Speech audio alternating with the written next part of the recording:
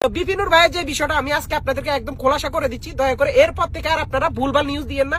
ভুলভাল নিউজ দিয়ে আমার সাথে কারোর সাথে দ্বন্দ্ব লাগায় না, আমার সাথে কারোর সাথে ক্লেশ লাগায় না। দয়া করে আপনাদের কাছে হাত জোর করতেছি, হাত জোর করে অনুরোধ করতেছি, আমার নিয়ে কেউ মিথ্যা বানোয়াট নিউজ ছড়ায়েন না প্লিজ। যেটা সত্য ওইটা ছড়ান, আপনারা কাটসাট করে দয়া করে মিথ্যা বানোয়াট নিউজ আমার নিয়ে ছড়ায়েন না। এই যে আমার নিয়ে বিশাল বড় একটা ঝামেলা চলতে আছে, যেমন বিপিনুর ভাই এবং রাশেদ খান ভাই, ওনারা ভাবতেছে আমি ওনাদের বিরুদ্ধে যে কোনো একটা মানে লেগিংস ছড়াইছি, অথবা ওনাদের বিরুদ্ধে আমি যে কোনো কথা বলছি, বা ওনারা আমার ভুল বুঝতেছে। আমি আজকে 2 দিন ধরে কিছু কন্ট্রোভার্সি দেখতেছি এবং ফেসবুকের মধ্যে বিভিন্ন ধরনের নিউজ দেখতে আসি। তো এইসব ভুলভাল নিউজ আমার মানে আপনাদের এসব ভুলভাল নিউজের কারণে আমার উপরে বিভিন্ন ধরনের ঝড় যাইতে আছে। কারণ আমি ভাই একটা সাধারণ মানুষ, আমি কোন ধরনের যা ঝামেলা জড়াইতে চাই না। আপনারা উড়াই দিয়েছেন কি আমি আফ্রিদি ভাইরে ধরাই দিয়েছি। এসব মিথ্যা বানোয়াট এসব নিউজ আর করেন না। আপনাদের কাছে হাত জোর করে আমি মাপ চাইতেছি, দয়া করে। তো বিপিনুর ভাইয়ের যে বিষয়টা আমি আজকে আপনাদেরকে একদম খোলাসা করে দিচ্ছি, দয়া করে এরপর থেকে আর আপনারা ভুলভাল নিউজ দিয়েন না। ভুলভাল নিউজ দিয়ে আমার সাথে কারোর সাথে দ্বন্দ্ব লাগায় না, আমার সাথে কারোর সাথে ক্লেশ লাগায় না। এটা হাত জোর করে আপনাদের কাছে আমার রিকোয়েস্ট।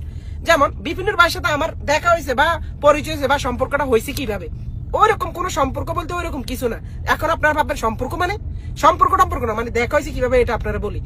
আমার মনে আছে আফ্রিদি ভাইয়ের সাথে আমার লাস্ট যেদিন কথা হয় ভিডিও কলে, ওই দিন আফ্রিদি ভাই মাই টিভিতে মেবি ওই দিন একটা টক শোতে বিপিনুর ভাই আসছিল। তা আমি আফ্রিদি ভাইয়ের অনেক আগে যখন আফ্রিদি ভাইয়ের সাথে আমার হাই হ্যালো হয়েছিল ফোনে, তখন আমি বলছিলাম যে বিপিনুর ভাইয়ের সাথে যদি আপনার যোগাযোগ আমার একটু কথা বলাই দিয়েন যদি পারেন।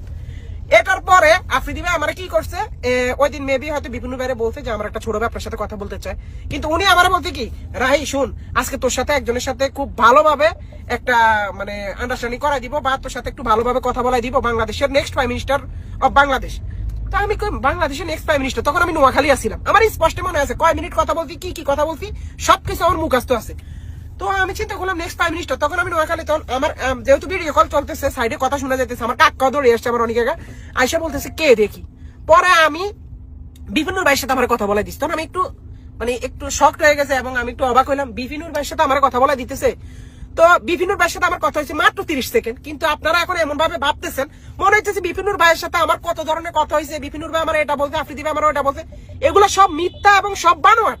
দয়া করে মিথ্যা ছড়াবেন না, আপনাদের কাছে হাত জোর করে অনুরোধ, যারা নিউজ ছড়াচ্ছেন মিথ্যা নিউজ, এটা আর ছড়াবেন না প্লিজ প্লিজ। বিভিন্ন ভাই যখন ফোনটা ধরার সাথে সাথে আমি সালাম দিলাম, ভাই আসসালামু আলাইকুম। তো উনি আমার সালামের উত্তর নিয়ে আমার বলতেছে রাহি কেমন আছো, আমি তোমাদের ভিডিও দেখি।